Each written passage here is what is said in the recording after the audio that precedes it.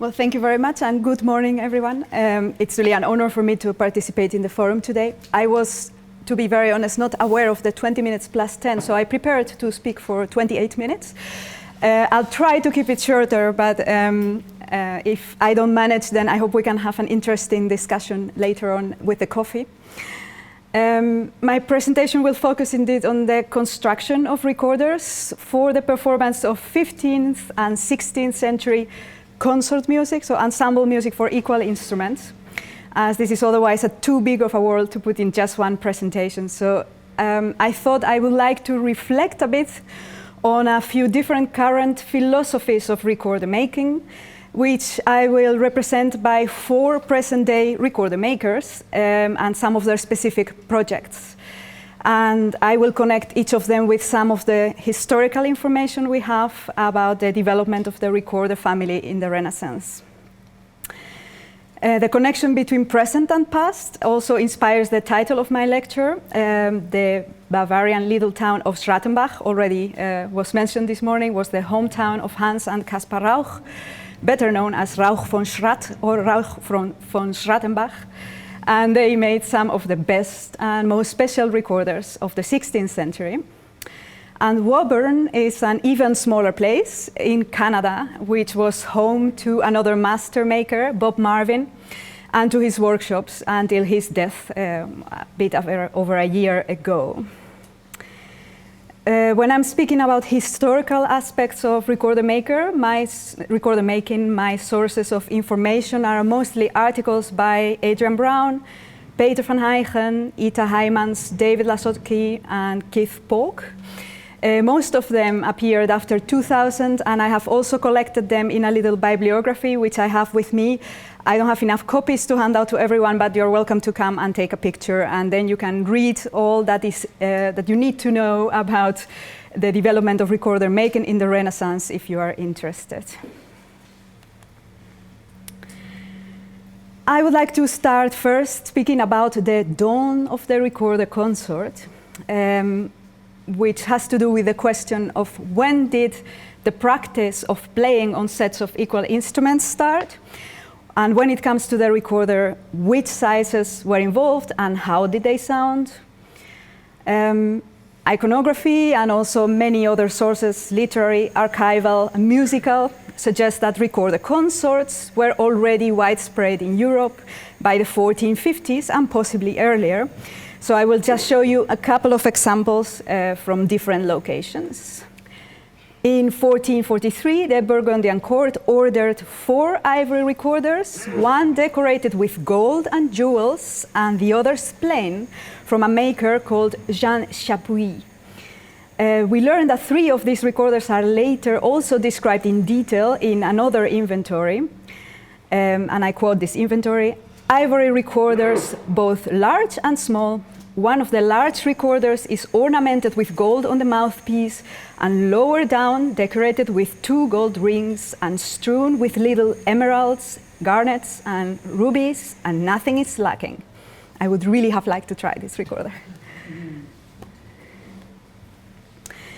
This trio of recorder-playing angels is a detail from the altarpiece of Valmont by Jaume Huguet.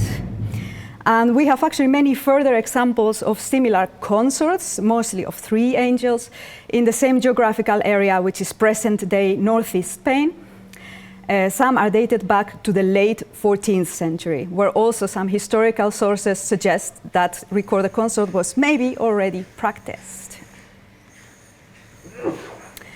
A little bit later, 1463, we find another famous trio of angels playing the recorder in an altarpiece by the master of the Lieversberg Passion in Cologne. In the 1480s, Johannes Tinctoris, a famous Franco-Flemish music theorist, describes how ensembles of wind instruments play the top, the middle, or the bass line of a piece, following the example of the human voice.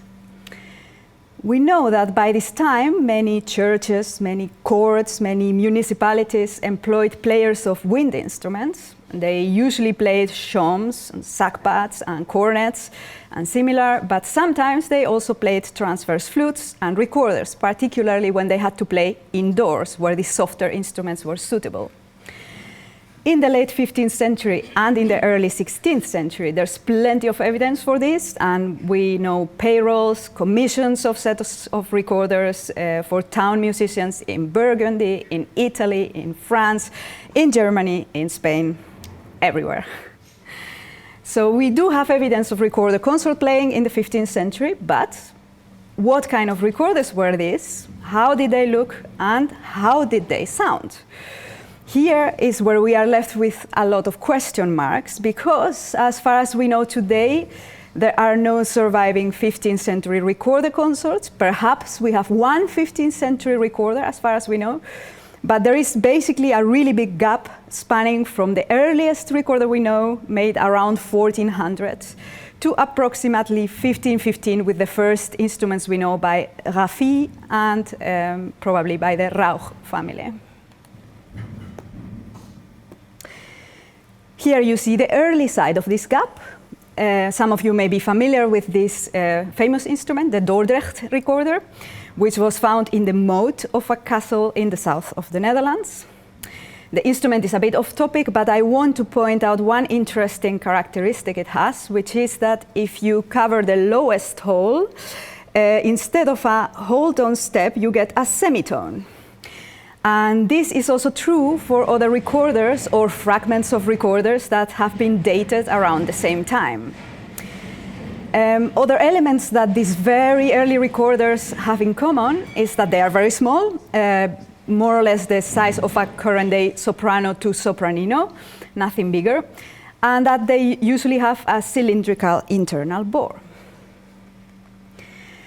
An instrument like this, like the Dordrecht recorder, is quite unlikely a consort instrument, not made to play with other recorders, but rather probably to accompany or to be involved in a monophonic musical tradition. Here we are on the other side of the gap, the early 16th century, and I would like to look at a couple of realistic drawings of recorders in instruction books on how to learn to play the instrument. Here you see the front page of the Introductio geschrieben op Pfeifen. Sorry, my Swiss German is very bad. It's an introduction to recorder playing, which is basically a manuscript method, or even better, a few pages where a teacher has written exercises and instructions for a young student. And the student was working on the Diskant recorder in G, and you can see that is in G because next to the lowest hole you see the letter G, and that proves that if you cover all the holes you will get a G. We immediately recognize the typical shape of a Renaissance recorder, particularly the flare bell in the end of the instrument. And we just heard something about Sebastian Verdung and his Musica getuscht, published 1 year after the previous example in the same city of Basel. This book is a general introduction to music. It aims to be as practical as possible, and Verdung explains and depicts this recorder consort, which consists of a bass in F on top, and then 2 tenors in C, which would take the tenor and the altus part in polyphony, and a treble or discant recorder in G. And this disposition with 3 sizes of instruments tuned a fifth apart would probably have been common from around 1450. So most likely when I spoke about this case of 4 recorders that was ordered in Burgundy, already we can be speaking about a similar disposition, although we don't know this for sure. But if there were 4 instruments and they were used to play together, there's quite some chance that this setting was already there. However, when instruments are 60 or 70 years older, they are probably not exactly the same as Verdung depicts. So this is the challenge, designing or finding out how a recorder consort could be made that is suitable to 15th century repertoire. I think it's an incredible challenge without having lots of historical models to model it after. And I will briefly introduce you to a team that has been busy with this challenge for a while. The ensemble Avonture, based in Amsterdam, consists of Ita Heijmans, who is recorder, player, and musicologist, and Marco Magalhaes, who is also my colleague in the Royal Wind Music and probably walking around here today, in case you're interested in the project, plus Fumitaka Saito, also a well-known recorder maker, and both also good players. They have an ensemble together. They put together projects with late medieval music. They carry out yearly thematic projects and mostly focus on 15th century music.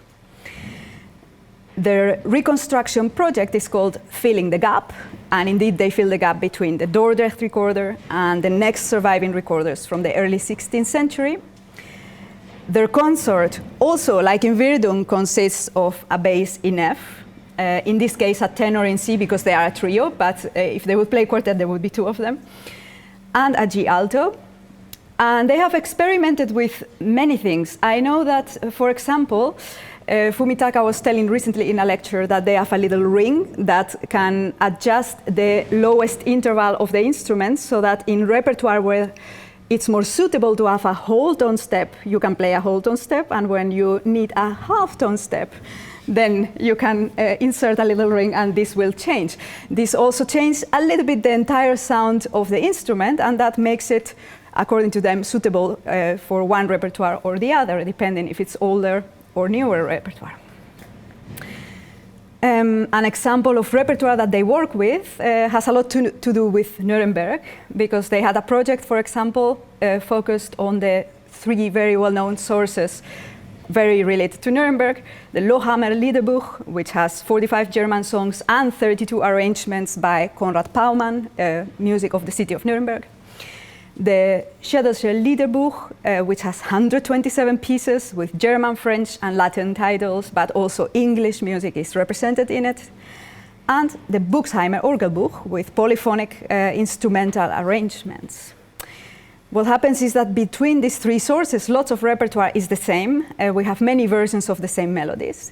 Some are monophonic, some are arranged into polyphony, and some are decorated with divisions. And their theory is, well, recorder players would also arrange this music, the chansons or the vocal music of the time, in a way that is the best possible, most suitable for recorders, and that is what they try to do themselves. So I find this an inspiring example of how research, recorder makers, and performance can go together hand in hand. So if you are interested to know more, then check out their website and check out their CD. You can see how it sounds. Now for something different. A second example is about researching the original sound of 16th century recorders, and for this I would like to speak about Adrian Brown. He has been making consorts of Renaissance recorders since 1985, according to his own website, and he's also an eminent researcher. He's author of several articles, and he also hosts a very important resource, which is the Renaissance Recorder Database, which is available through his website. He's really outspoken about his philosophy as a recorder maker, so I'm going to quote directly from his website. Over the last few years, I have been revising my designs to produce instruments that are much closer to the original recorders I have measured in various different museums. When he says much closer, I think he means much closer than in his early work. So he's referring to himself, but of course also maybe to other makers who may not stay so close as he tries to the original measurements. But this I leave for the makers to discuss later. I quote Adrian again. The majority of surviving instruments that can be matched into sets are built in sizes a fifth apart. A recorder consort was usually made up of only 3 different sizes, nominally in F, in C, and in G, as we saw before with Virdung. The combined range of these 3 sizes was enough to cover the entire gamut, the Renaissance tone system. Here we can see how this is true. The recorder sounds, of course, an octave higher than notated, but in principle, we don't get that sensation. So we still can consider that starting with the bass recorder, which covers the bottom part of the tone system, filled it in the middle by the tenor, and up to the highest possible, theoretically possible note by the discant, we can cover indeed the entire tone system. The idea of nominal pitches, as Adrian calls them, that implies that recorders were treated a little bit like transposing instruments. As long as you're playing on a set of 3 consecutive sizes, all tuned a fifth apart, you can read as if they were tuned in F, in C, and in G. And in Syntagma Musicum of 1619, which also has come up today already, Michal Pretorius describes this practice as well. Maybe nowadays we would call this playing in different registers. And I would like to give you an example of how that would go. This is the composition of a very famous set of historical recorders, which are kept at the Kunsthistorisches Museum in Vienna and have the marks Heers and Hies. Technically, we are speaking about 2 separate sets, each with their own mark, but the pitch is matching, so we can combine instruments of both sets and play them together. So imagine that we want to play a piece of music in 4 parts, then we could take a contrabass in F, 2 basses in C, and a bassette in G, and we can play the piece as it is written, most likely. But we can also decide that we give the bass part to a bass in C, the 2 middle lines to bassettes in G, and the top line to a tenor in D. And we just read the same, because the instruments are in the same proportion, then everything is going to work. And we can still go one step up and take a bassette in G for the bass, 2 tenors in D, an alto in A, and it still works. For music in 5 or in 6 parts, we need to duplicate most likely the middle sizes of the consort. Sometimes in later music, perhaps we need 2 basses or 2 top instruments. But this consort, for example, offers quite a lot of opportunities to play 5 and 6 parts in different registers, combining all the available instruments. This set goes through the circle of fifths, starting from the contrabass size and going up to an alto in A. But this is not the case in all sets of surviving Renaissance recorders. And Pretorius describes a different disposition of the recorder family, which we also see back in some historical examples. He suggests that the circle of fifths could start not with the big contrabass in F, but rather with the bassette, the small bass in F. From there you tune fifths on top of each other, tenor in C, alto in G, soprano in D, and so on. And then you take a fifth under the bassette in F, you get a bass in B flat rather than in C. But then you still have a contrabass in F. The reason being, if you make a contrabass in E flat, maybe it's too big to be actually technically possible, but also you start getting really far from the usual tonalities that we find in Renaissance music. I think it's a little bit of both reasons. So trying to be consistent with all this knowledge and with much more that I can't mention now, Adrian Brown offers 2 types of Renaissance consorts at the moment. One is after the Heers and Hies set, and it's tuned all in fifths from the contrabass to alto, more oriented towards early 16th century repertoire. The second set he offers is after recorders made by the Bassano family and kept in museums in Verona and Vienna. It's suitable for later music, is structured like Pretorius suggests, with basses in B flat. And here, like Pretorius, he may offer some extra instruments. These are maybe the closest contemporary options to the original sound and disposition of original recorded consorts in the Renaissance. So if you're looking for less compromise, you have to call Adrian. Now, for someone who did find a compromise in some senses, Bob Marvin, American recorder maker who lived in Woburn, Canada, he offered 2 different sets of Renaissance recorders. And his point of departure was also the Heers and Hies consort in Vienna. but his priority was not necessarily to stay as close as possible to the original disposition of the consort, but he rather wanted to celebrate some acoustical characteristics of these instruments, and also some particularities that he found interesting in the music itself. I quote from his website. "I was amazed at how strongly the Vienna instruments interact with 16th century harmonies. The respect I learned for the instrument makers of that time transferred as well to an exploration of how the music might have been performed, using contemporary writings and what suggestions the music itself gave. These recorders seem so special for the music, mostly from their inner shape, which roughly follows the outside, so it's thinnest about 3/4 way down the instrument.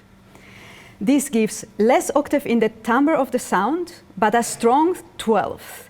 And as the octave is generally given by other voices in the counterpoint, this gives a powerful but clear sound in choirs." End of quote. So when it comes to sound, Marvin declares himself a fan of the Vienna consort, but he found the disposition of a large set a bit too unpractical for some of the repertoire. He basically says, if you put all these fifths on top of each other, but then you want to play later repertoire, you have the problem that you have to combine instruments in F, C, G, D, and things get a little bit difficult. So he did find a compromise for his own consorts. He was not a very flexible seller, so he only offered this disposition. You had to buy them all, and otherwise you bought nothing. You couldn't say, I want 2 soprano. No. You had to buy it exactly as it is here, so his solution was offering what he called a basic quartet, F, C, C, G, starting with a small bass, plus a soprano in C and an alto in F, which he found are quite practical. And then if you wanted to buy on top of that an 8-foot consort, he chose to tune that an octave under the basic quartet. In this way, the disposition of his consort is not like in Pretorius, and it's also not like in Vienna, but his personal interpretation of the repertoire and his wish to play repertoire that spans from 15th century to the beginning of the 17th probably motivated him to do this. His instruments are anyway absolute masterpieces, I believe. So yeah, it is good to be aware of this historical compromise.